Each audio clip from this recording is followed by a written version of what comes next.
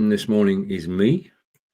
I've no doubt that things are taking place in the background. I've just checked Messenger and there's nothing in Messenger. So we're going to have to see what happens. And Mr.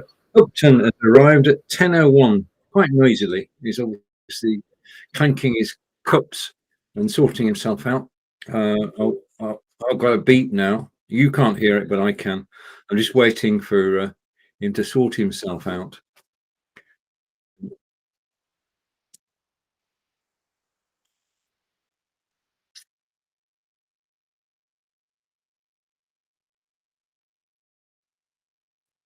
Well, yeah, okay, right. Okay, so I'm going to bring John into the studio. I'm going to take down the card in 10 seconds. If you are watching us live, thank you. And the card will disappear now. Good morning, John. Good morning. And I've got a snotty nose, as I think you can probably hear. Yeah, you've got a cold. Yeah. You have a cold. Okay, right. Okay, let's take care of business then, because you mentioned XSplit VCAM a moment ago, and I just need to make one slight adjustment. Well, a couple of adjustments, really.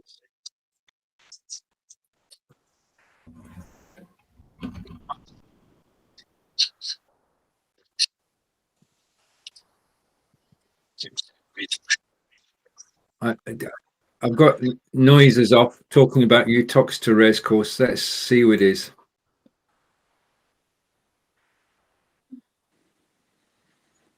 Who is it? Who do you think it is? Good morning, Stephen. Good morning. How are we? You're a bit close to the camera. Oh, okay. That's better. Good morning. Good morning. We can only see your glasses in a letterbox. No, we can see you properly now. Is it that way then? No, you're okay. No. Fine when you move back. Incredibly, welcome to the show. Hello. This is Blabbing for Britain, episode 303, and we still can't get this camera work sorted out. And say it's on an iPhone. I won't bother with the iPad because that won't bloody work. But I just jumped on to say that I'm leaving in a few minutes to go to the Let's Do Business exhibition and conference. Hi, Peter, in New Toxidus. So I'll jump on in about 45 minutes if that's okay, just to make it a fantastic broadcast. But I wanted to drop on and say I am around, right, and I'll speak to you later. Really. But before you go, did you get a picture yesterday? I certainly did, and I did reply to it saying to Pat, my mate, what a handsome young Peter is, and I nearly said handsome young man, but obviously that would have been a bit of a fib. But yeah, sounds like he had a good time with him, and he's been back on to me already saying, we need to do this, we need to do this, we need to do this, and kill German, and all those sorts of things, so I think that's probably down to you as well. Give him my wisdom, and the two that him and his mate took on board what I said. Say again. The two of them took on board what I advised them. Yeah, two of them. Yeah, his mate used to be a franchise. Oh, was it Paul with him? I can't remember his name now, but it was another guy from London, and I was going over a few things with him. Yeah, and that may help them. Yeah, like I said, he said you're a nice guy, Peter. So why can't you be like that with us? Well, you don't listen that way. So I won't monopolise it anymore. So I'll speak to you in about half an hour, something like that. All being well. Okay. Toodle pip, everybody. Okay, bye for now. Right. The floor is still there. The floor is mine. Okay. The good people of Devisers went to bed as normal on Wednesday night. And then at 2 minutes to 11, a great roaring sound could be heard, which went all the way through the houses and got louder and louder and louder. People got out of bed. People went outside, looked up to the skies and could see nothing because Devisers was pitch black. Right. The sound continued for about 3 minutes. And people wondered, what is this? What's making this noise? Are we being invaded? Are there spaceships overhead that we can't see? And it was loud. It was very, very loud. It was the roaring of engines. Devizes used to be the base for the helicopter rescue, but it wasn't a helicopter. It was bigger than a helicopter. It was noisier than a helicopter, and nobody knew what that was going on. All right. What do you think was going on? True story, by the way. I'm not jesting you. Yeah.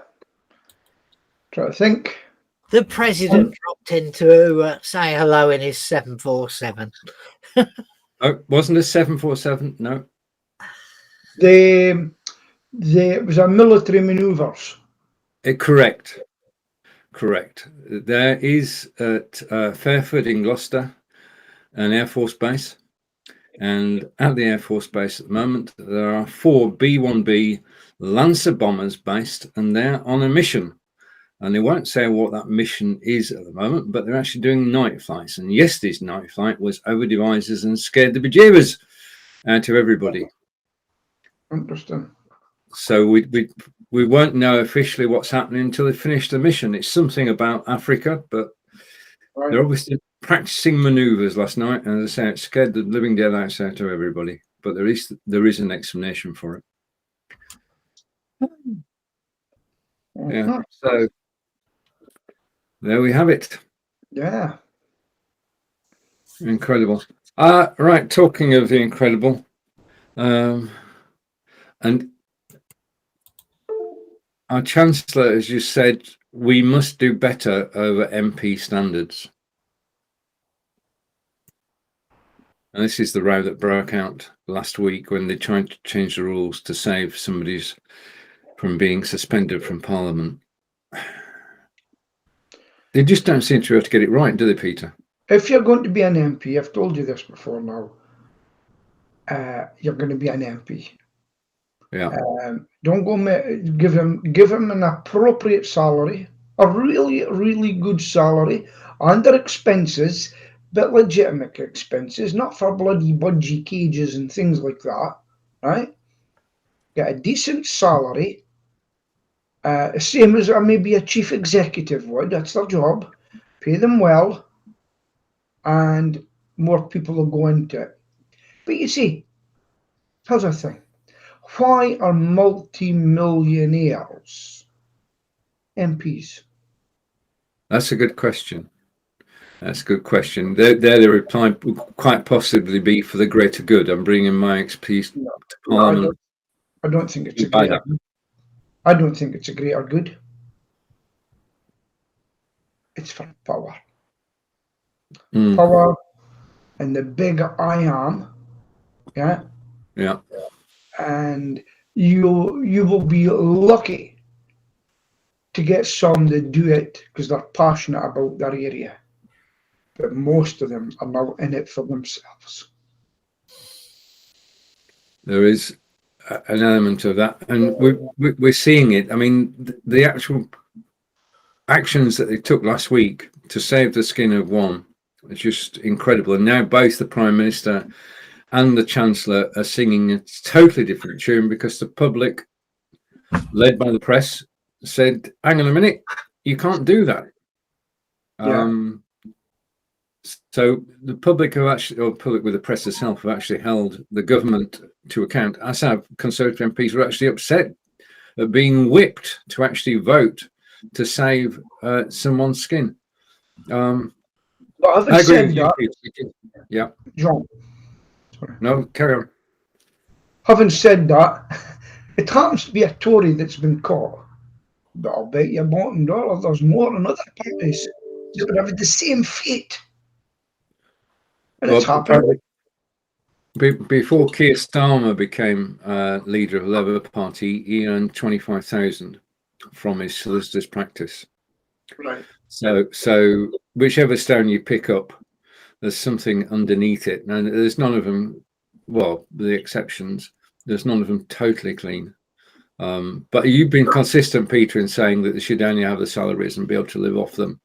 But the comment yesterday was that, I think it was on Question Time last week, we can't possibly live off 80,000 a year.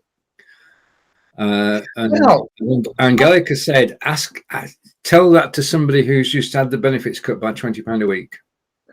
that's another thing. There's an MP, a lady MP, who threatened a person with throwing acid in their face. It has been kicked out of the Labour Party. Yes. And that means that eventually there will be a by-election. Yes, but she's still there. And she said her bill has came to £17,000. And she says she can't afford to pay that. Well, my dear, you're the one that tried to battle your case, but to threaten to throw acid in another human's face is despicable. You need to leave now. Agreed. End of rant. Right. Okay. So, I mean, basically, what's going to happen? My take is that they will not give up their second jobs or their main jobs without a fight. And we just tidy it up so that we don't shout at them as much and just carry on. Yeah. Well, the thing is, that's another thing. They shouldn't act as lobbying for anybody else. And when they leave, they shouldn't be, if they were dealing with, well, let's say they were dealing with nuclear energy or something like that, it was their responsibility. Yeah. And then when they leave, they go and join that same company. Yeah, indeed. I cannot think of an ex-prime minister in the last 30 years who has not made more money on the speaking circuit or on the lobbying circuit than he made as an MP. As soon as you've been a prime minister, it's lucrative. You just go out and make money on what you know. Yeah, because you're the one who's been privy to all the secrets for the number of years you've been in office. And of course, you can use that. I mean, and people pay for that knowledge. Yeah. So we can legislate for when they are MPs, but what can you do about when they actually leave Parliament and use the knowledge that they've gained to their own financial advantage? It's a can of worms again, isn't it? I mean, there's a scandal every few years. What did your local MPs earn outside of Parliament in the last reported figures? Because the figures were all there to see. I haven't looked. Neither have I. Mine earned the magnificent sum of £427. Royalties on 2 books he wrote before he became a MP. The money came from Wiley's, his publisher. He didn't earn anything else. Okay. It's a complete beep, but yeah. So what should they get paid? Well, they currently get paid 80,000, don't they? Who's Martha? What's this? I've got a young, attractive lady trying to phone in. Go away. Try to phone in an old man, ring me. That's on Skype. It's going to get turned off in a minute. What's that about? Let's think we're daft. Oh yeah, I mean it's what can you say? I'm bemused about it all. I don't know why they do it, to what advantage. And you go, I mean, anytime somebody sort of says, right, okay, I'd like to connect with you, you go to their profile and you look at who their friends are. And when you see that all their contacts are men, some of whom you may know or know of, then you just say block. I don't even do that. I just it's funny. So what else is on the agenda today, Stephen? Right, okay. Well, in your neck of the woods, Peter, in Glasgow, it has been COP26, and the shock of COP26 was that after bickering last week and hitting each other over the head, the US and China have reached an agreement to actually both battle climate change, working together. Is that a result or is that hype?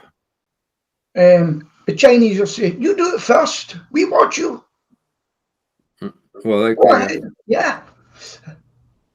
Then they'll change their mind. What coal stations? Well, they're the two biggest problems, aren't they, as far as emissions are concerned? Our fact checker will check me now. Is that correct? They're the two biggest culprits, John? I don't know.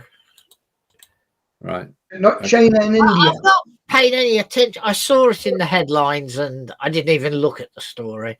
Well, So I don't there know. was even a Green. Was he a Green?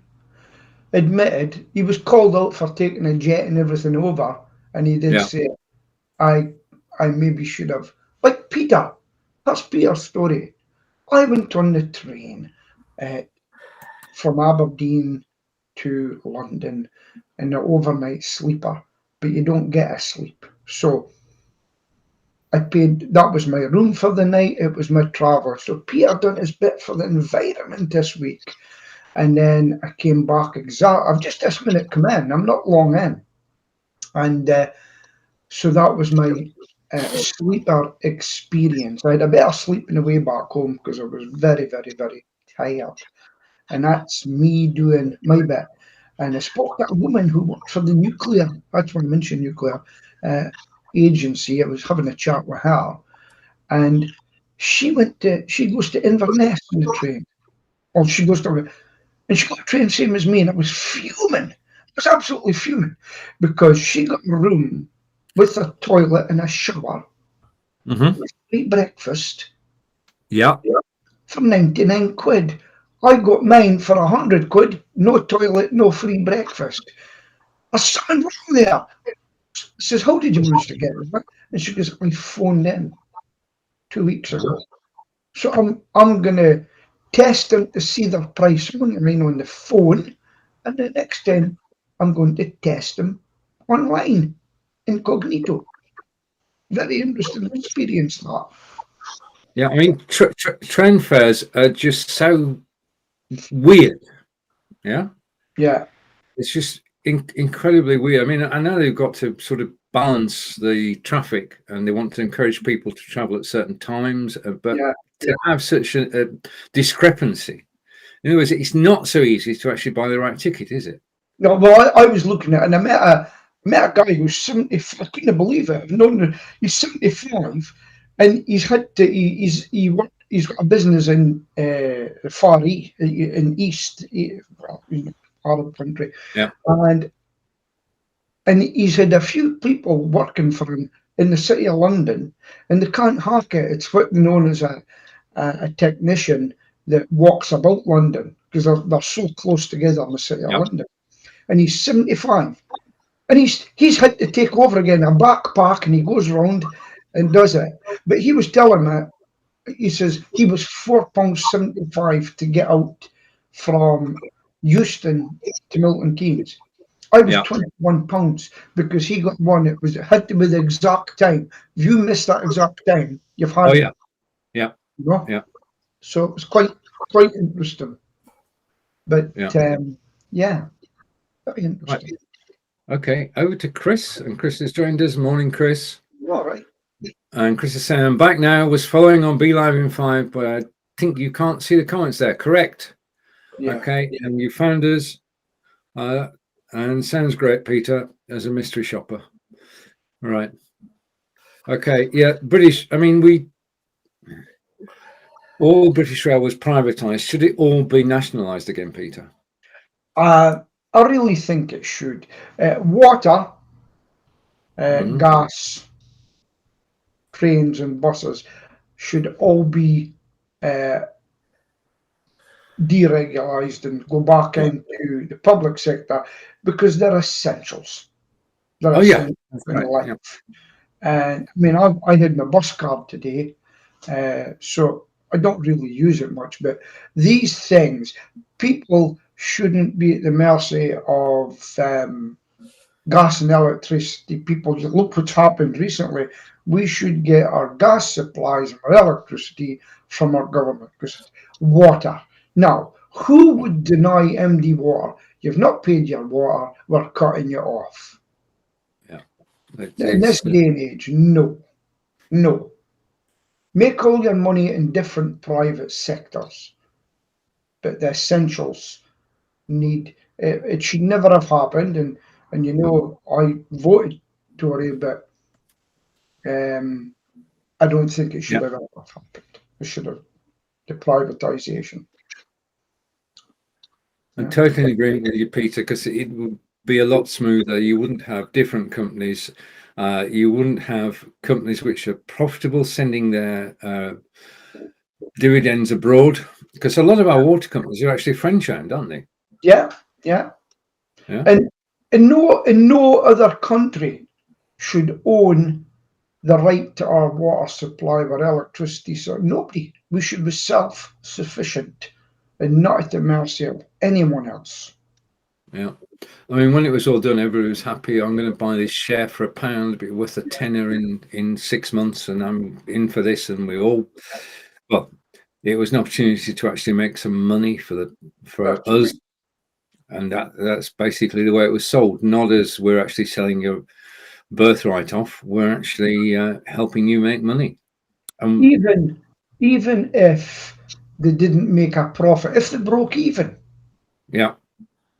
and then that's okay. Even if they bought new train stock, new bus stock, but kept the price the same and just gradually phased them in to get rid of the old buses and take on a new one, a new train, etc. You know, and I mean that train I was on that's the new trains.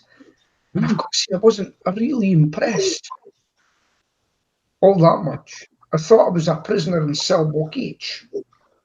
You know. Oh, no, you mentioned a program from years back, Peter. Oh, it's a current program these days. It's been redone. Yeah. Oh, right, okay. Prisoner. But the staff were great. I was a really attractive lady, and I just I says, "So how long have you been doing this?" She says, 9 months. I said, "What did you do before?" She goes, "I was an air hostess, and I got made redundant." She worked over in Dubai with United Airlines. She says, "We just all got paid off," and I said, "Well, good for you." I says, "You've done your job well, you know." And there were good staff, and the more the regular customers that go on the train, because I know a guy that does it twice a week, and I get to know them, and you just give praise where praise is due. I said, "Well, you fitted in well," I said, "and maybe she'll move on in the future, but that's it."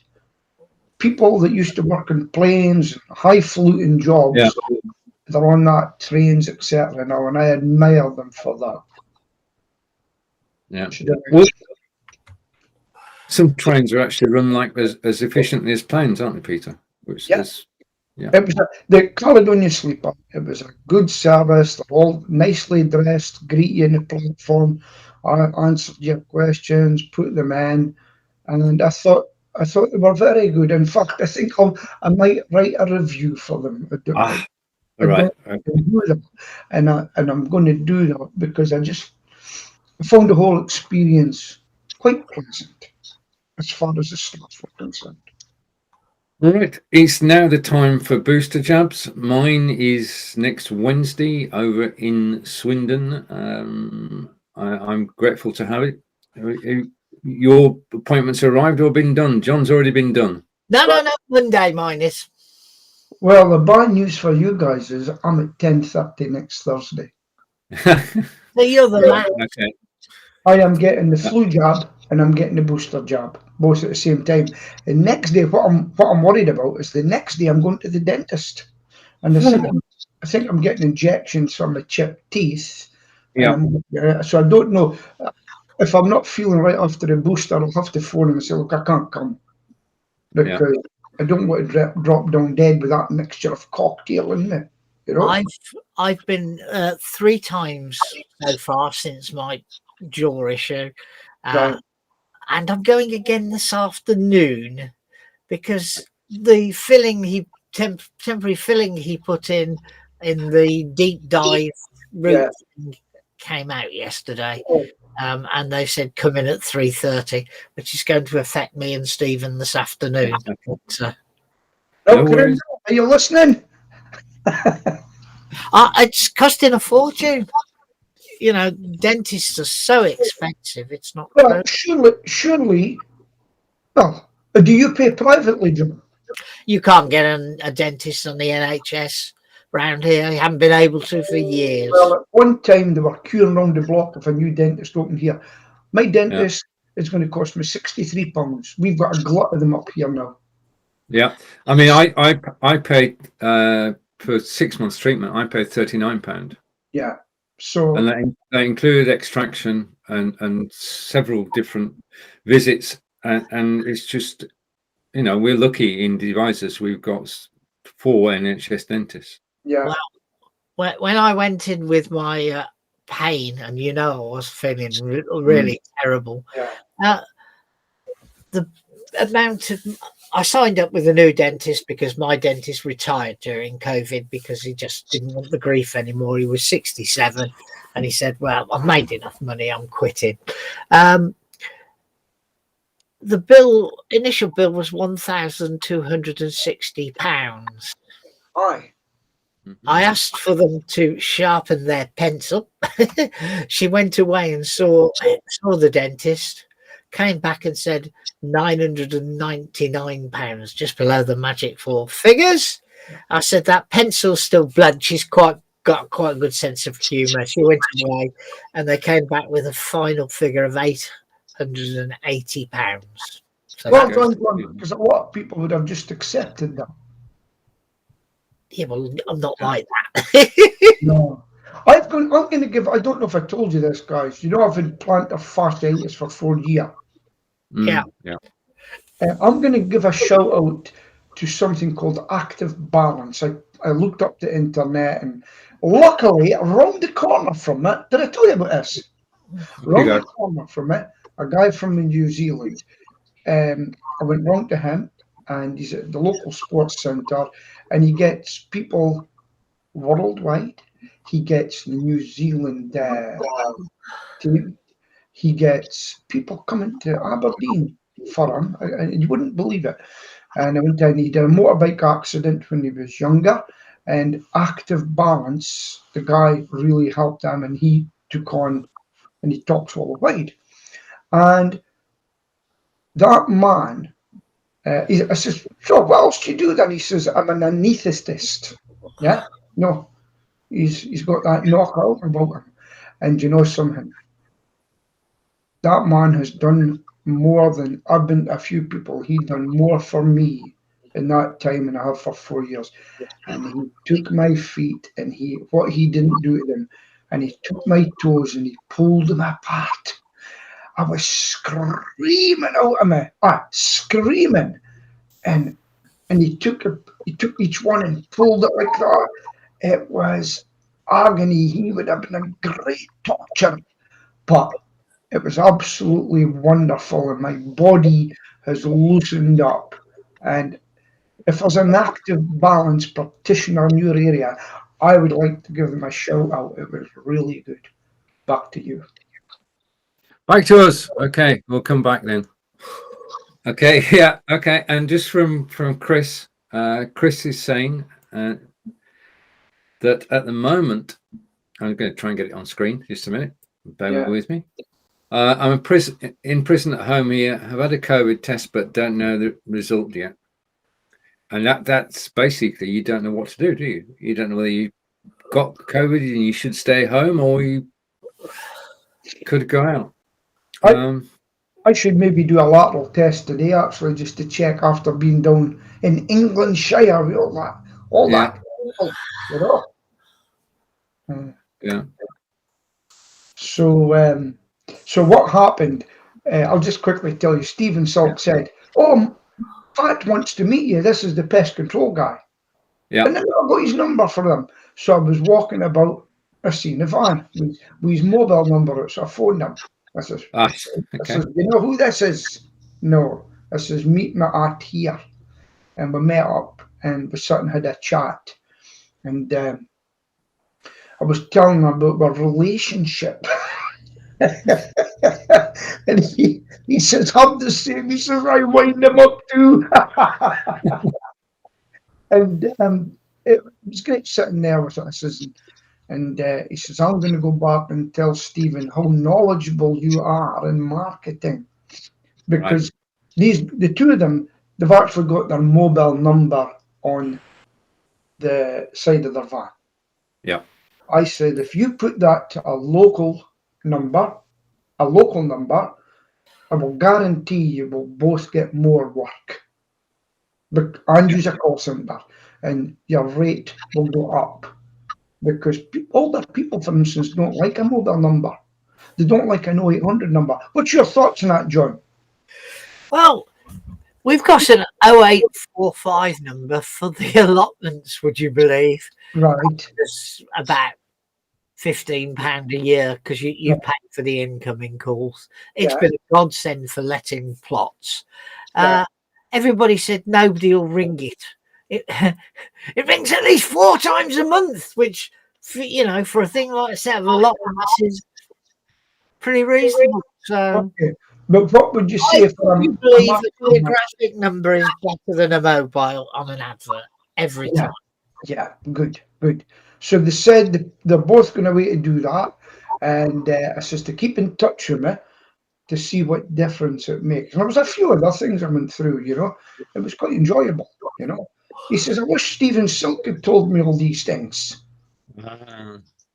You're listening, Stephen? He's not, unfortunately. He's transited.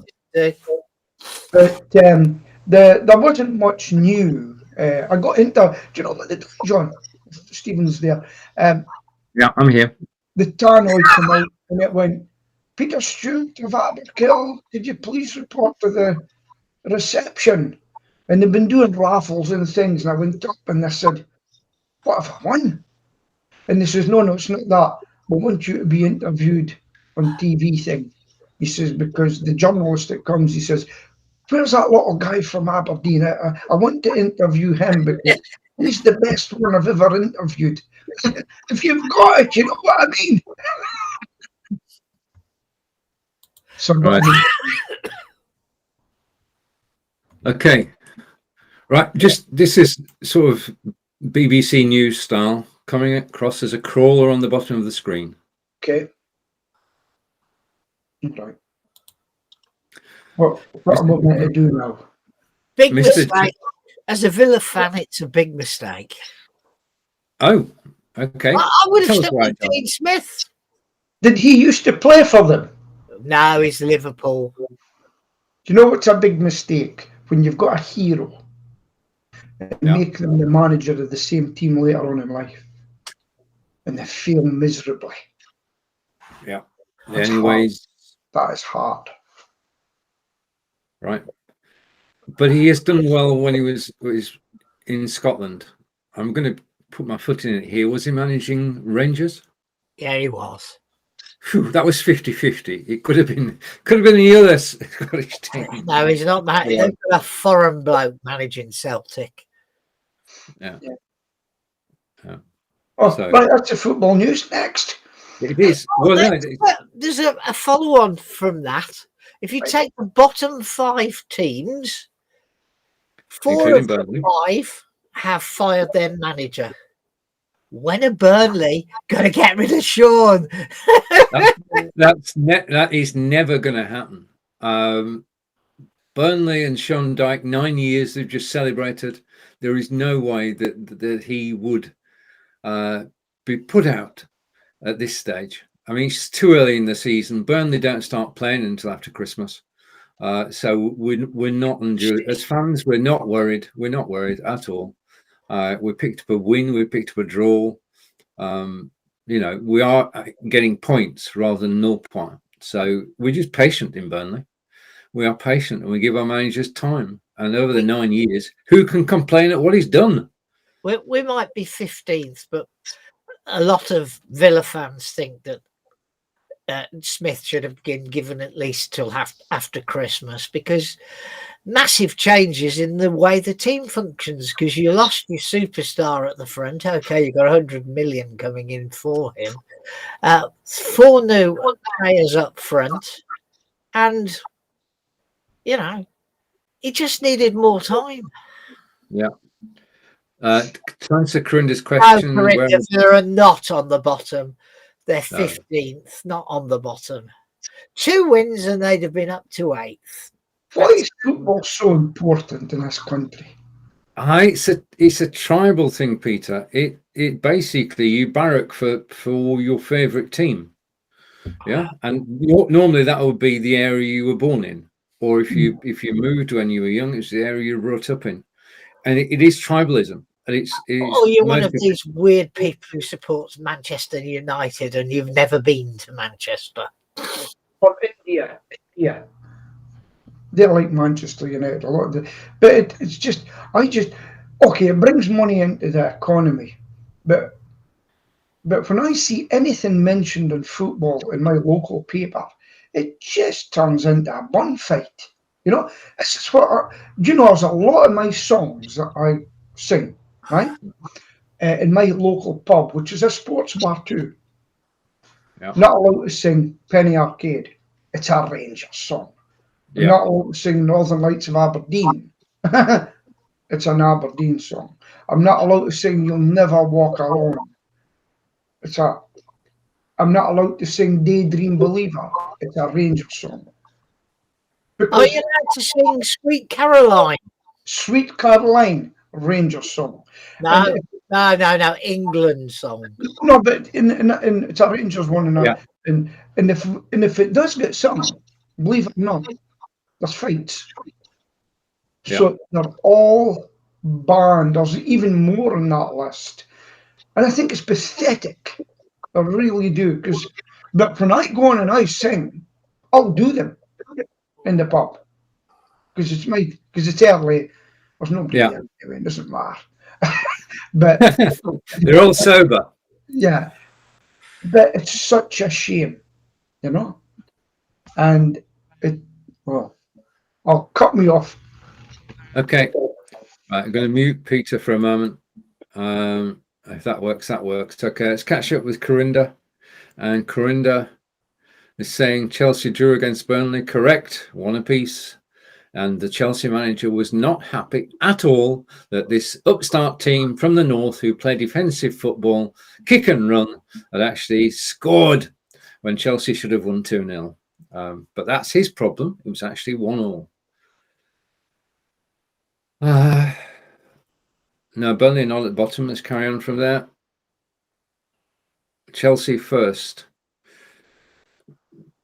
We're not going to comment. We don't have any feelings about Chelsea, really. If you ask us about Arsenal, though, it'd be a different thing entirely. And Villa are on the bottom. No, they're not. Nowhere near. No, mid-table, as they say. Okay, right. Supermarket shelves check. How are your supermarket shelves? I haven't seen any problems at all. Why is it not letting me unmute myself? The only thing we struggle with round here. You're back, Peter. Sorry, John. The only thing we're struggling with round here is Walker's crisps, but that appears to be a nationwide issue because of the problems they've been having. Somebody told me the other day somebody was putting on eBay Walker's crisps and they were 30 quid on eBay. Must have been a box. It must have been a joke, probably. What? Walker's plain crisps are like rocking horse manure at the moment. And why is it? Is it a potato famine? Production issues and delivery issues combined. What's the answer to it? The answer is, I think, over time, Peter, is to train more drivers and to normalize the actual supply chain. I mean, the biggest problem at the moment is we've got so many ships on the sea. And there was a photograph the other week outside American Harbour, and there were 60 ships, just more probably, just waiting to go into port, and they can't go into port. If you want to talk about California, for instance, Now, I didn't know. A lot of the truckers will not go in and pick stuff from California now, right? And this is why. Mm-hmm. They demand a new vehicle, a new truck, every 3 years. That's one of the criteria for coming into their area. So the driver says, but fine, we'll go elsewhere. So they've kind of boycotted them. And good for the drivers because they've been treated like rubbish. In fact, I got a taxi home today and it turns out the guy had been a lorry driver and I'd done a wee bit of lorry driving. And it's a horrible life, 4 or 5 days away from home, living in a truck, sometimes no toilet facilities and everything. But now they're getting paid for what they deserve, the money they deserve. And it's not just in Britain, it's in Europe too that they're struggling for drivers. In other countries as well. True. In America's the same. America's got delivery problems too. I mean, it's global. Yeah. I mean, the miracle has been up to now that everything worked. That the food got to supermarkets on time. We were able to took it for granted that the food that we wanted would be there. That would be the chicken, the pork, the turkey, the beef would all be in plentiful supply. But we're learning now that ain't going to be the case. Which raises the question: have you ordered your turkey? Oh, have you seen Chris's hoarding of cat litter? You're as bad as the people who hoard toilet rolls. Yeah. Hey, sorry, don't let your cat out at night if you know what I mean. Oh dear me. Sorry, Chris. But the thing is, could you imagine if we were put onto rations? Well, it's difficult to imagine because even though we're old farts, none of us was in ration times, were we? No. We weren't responsible for the family at those times, no. Yeah. But my mum, no, rationing finished in 55 and I wasn't born till 56. So. But if we were all given a voucher and this is what you were getting, I wonder what a country would be like. It's such a voucher. I don't know. I think I could make money, you see, because you used to get a voucher for butter and a voucher for sugar.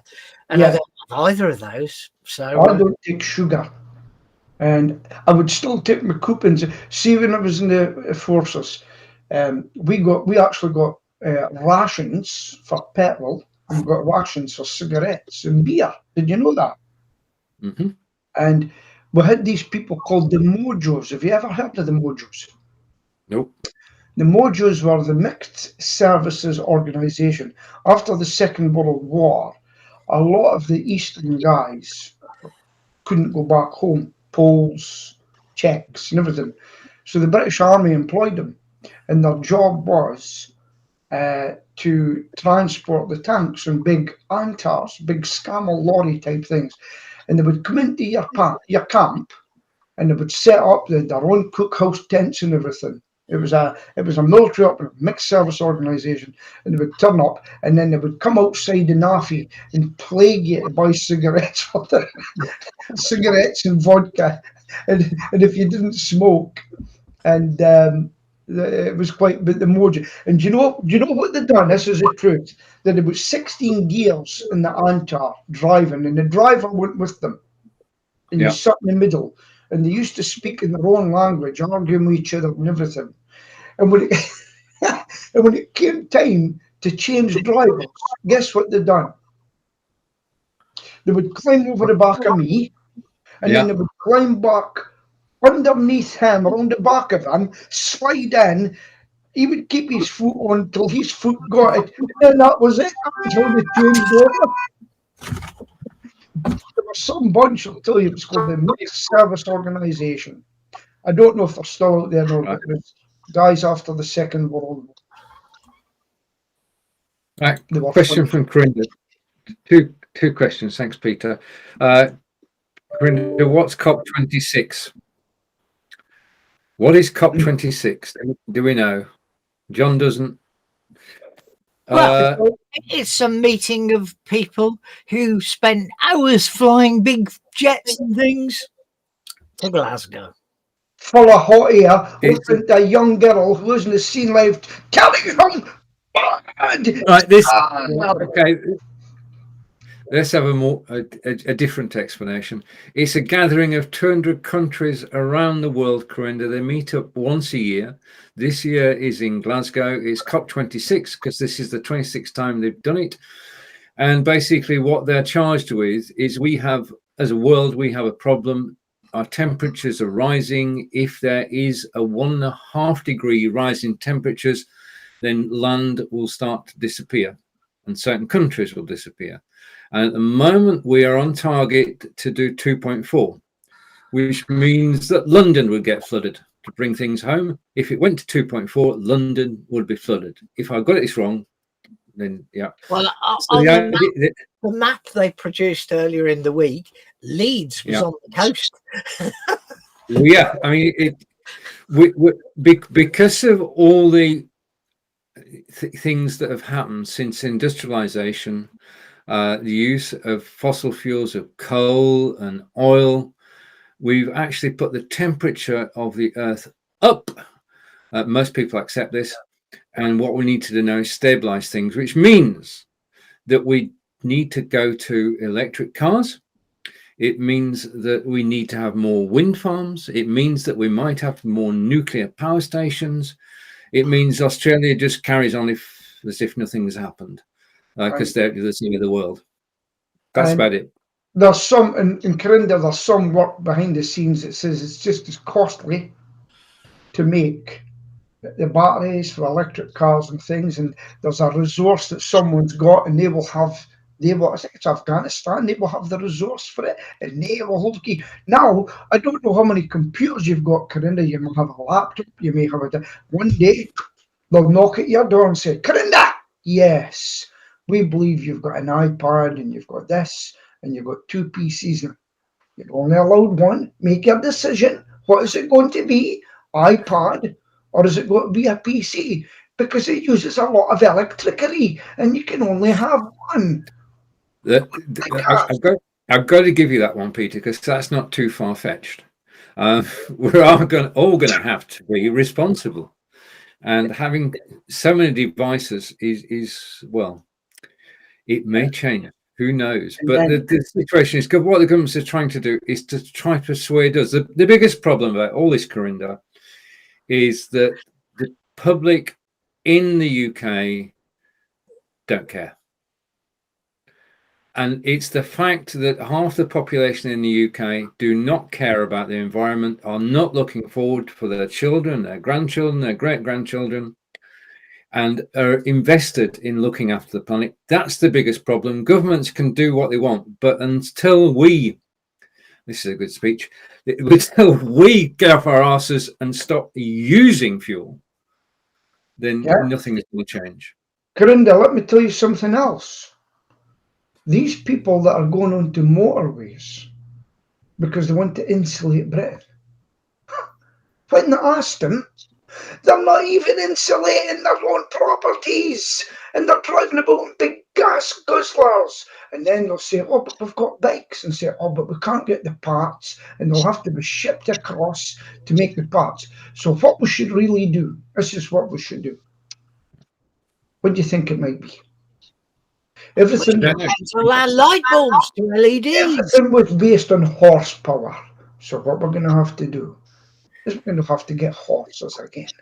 Yeah, and there's a bit of football knowledge for you. Do you know why Pittodrie's called Pittodrie? Did I tell you this one? It's right. You may have done, but please do again. Yeah, so Pittodrie, where Aberdeen football is, it was for all the city's horse manure went in a pile, and that's the Gaelic name for horse manure pile. Well, do you know what?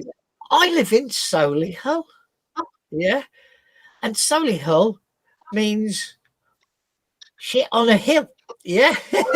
And Solihull was built from all the stuff that was carted out of Birmingham. Yeah, same means, same concept as it's all. It's all a pile of. Anyway, over to Corinda. Why are the MPs in Glasgow? Basically, the initiative is being run by governments.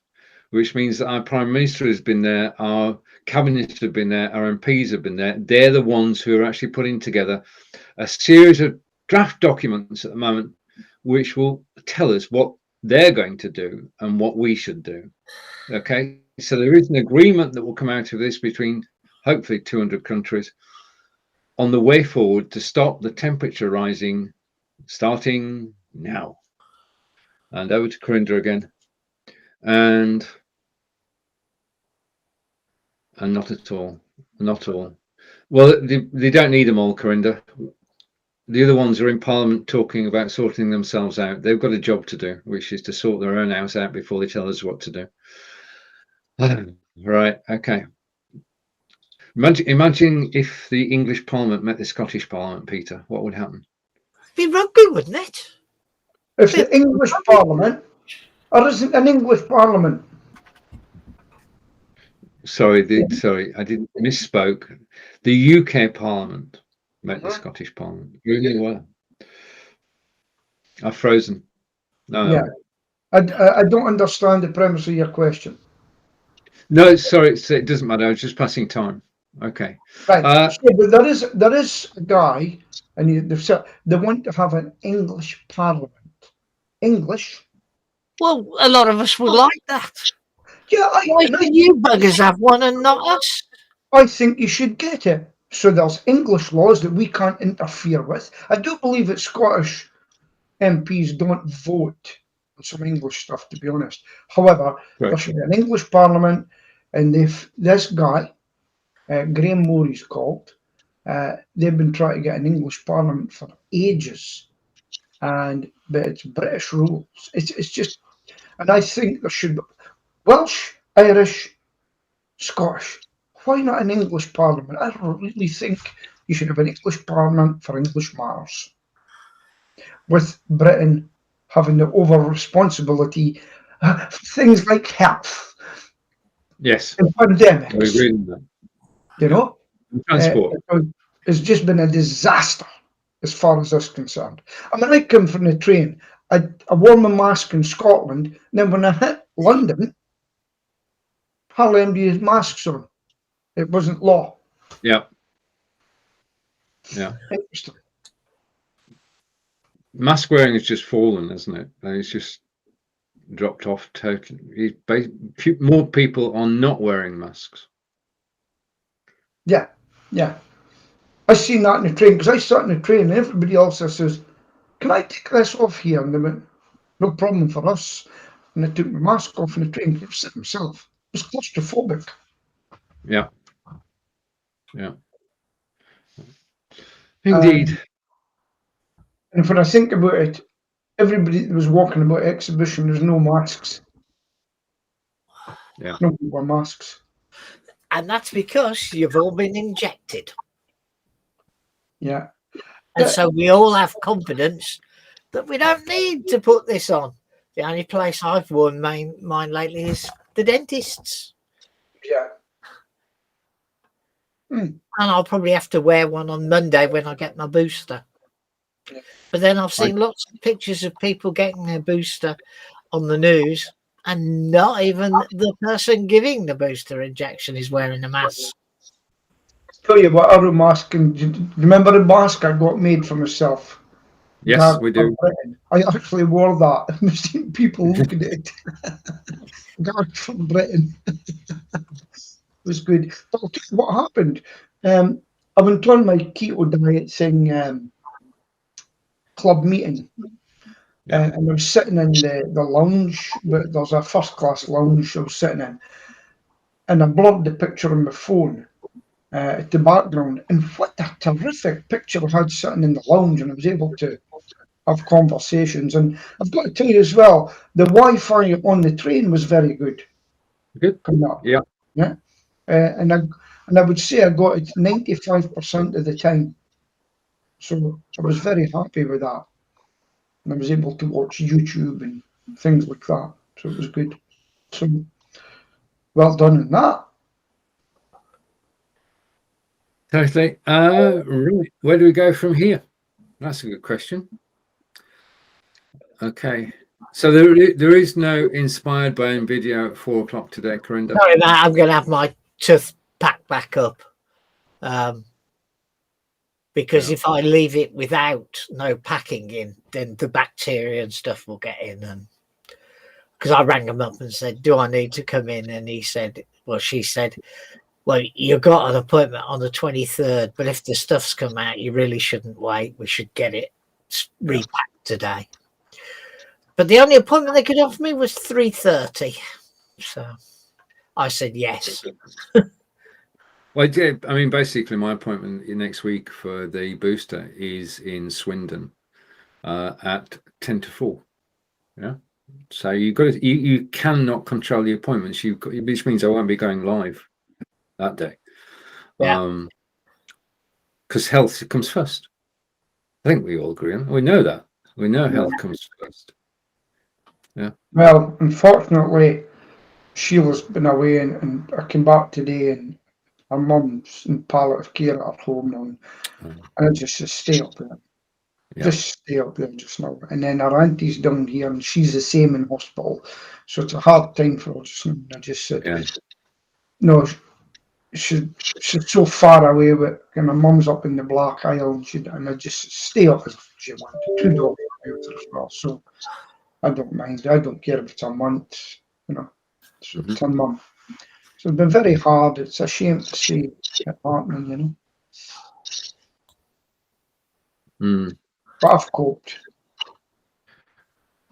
That's what men do when they have to. They cope. Yeah, we do. Right. Okay. Sorry. Remember, I had problems with my laptop not being able to. You were not able to hear me the other week. Yeah. Tried a lot of things. It was on. It said everything's working. I've had to put it in to get repaired. 69 quid, and he's got it working now because it knew it was on, but nobody could hear me. So I'm going to have to find out what's wrong once I go in. Yeah. Well, it's progress, Peter, and you will get it back, and it will work. And I still have it. I've been told to Mary's group and put out a thing about Facebook. I saw that, yeah, and I thought that was ingenious, but it doesn't work. No, so far, the last resort is I've actually got a spare mobile phone because I put Andy's one in. Yeah. But he's getting it for his site. When the code goes to him, it goes to his site. So I've got a phone that hasn't been registered anywhere. Right. And I'm putting that number on, and I should get the. Did you know they've got codes you can use? Yeah, I read the. Yeah. So I read the post with interest. So I tried them before, but they were going to Andy's, and it was for his site because he's got it registered for his phone. So what I'm going to do, because it's a cunning thing. Okay. To do that. Phone they don't know, put it in, and then take it from there. Good luck. If not, I'm going to smash my computer up. Don't do that, Peter. John, it's over to you. Well, oh gosh, it's that time already. Well, another 1 hour flew by, and I'm not sure about these round glasses, Pete. They're a recent upgrade, aren't they? No, they're £1.50 because I've lost my good ones. I know they're there somewhere. I bought 4 pairs for £2.20 the other day because I can afford to just reading glasses. I can afford to just lose them and not care. But the thing is, you got your light test. I paid £200 for that glasses, and I can't find them. Well, I had new glasses, 2 pairs. This is the secondary pair, and the first pair, a lens scratched, and I took it back under the 3-month warranty, and they sent it off for replace the lens. Right. And then they phoned me 3 weeks ago to say they couldn't get the right shape lens to go in it, so they were going to make me a completely new pair of glasses. Very good. If you guys use contact lenses, I couldn't do I've that. tried that. Fear of, I tried it, and every time I just seen this big finger coming down to me. Anyway, I guess I better say it's goodbye from our friend who got his sleep disturbed last night. By there, might know that they all assembled over the North Sea, by the way. They added some B-52s, they added some UK Air Force bombers and various other fighters. So there were, in fact, 20-odd planes that went to Africa, not just the B-1 bombers. So it's goodbye from Wiltshire, the land of noise. It's goodbye from Scotland, where our mate who came back on last night, came back overnight on the sleeper, needs to go to bed and sleep because he didn't get any sleep. And it's goodbye from me here in the Midlands, where just round here we've had nothing but traffic issues because a water main's burst, and for 3 days they haven't been able to fix it. So goodbye. Bye, Chris. Bye, Corinda. Thank you for watching.